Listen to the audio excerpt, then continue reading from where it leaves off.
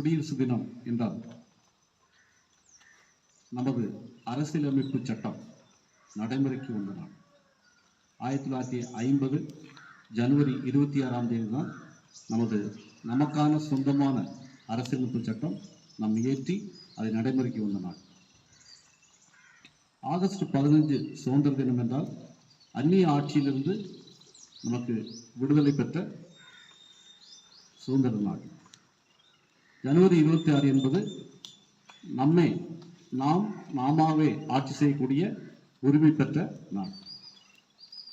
இந்த நாளில் உங்கள் அனைவருக்கும் ஒருமுறை கூட குடியரசு தின வாழ்த்துக்களை கூறிக்கொள்கிறேன்.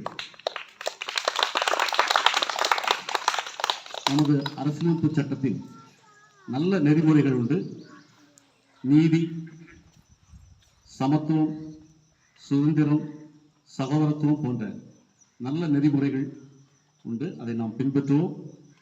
இந்த குடியரசு தினத்துக்கும் மாணவர்களுக்கும் என்ற தொடர்பு என்னவென்றால், நாம் இந்த குடியரசு தின நாளில் எடுக்க வேண்டிய தீர்மானம், ஒன்று, நம்முடைய படிப்பில் கட்டுப்பாடுடன் படிக்க வேண்டும். ஒன்று, சக மாணவர்களுடன் பரிவுடன் நடந்து கொள்ள வேண்டும்.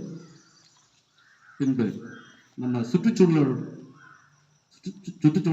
நாம் பாதுகாக்க வேண்டும். சரியான தோன்றுகின்ற காரியங்களை தைரியமுடன் செயல்பட வேண்டும். மாணவர்கள், உங்கள் கனவுகளை நம் நாட்டில் நனவாக்க நல்ல அரிய ஒரு வாய்ப்பு. உங்கள் அனைவருக்கும் ஒருமுறை கூட என் வாழ்த்துக்களை கூறிக்கொண்டு முடிக்கிறேன். நன்றி, வணக்கம்.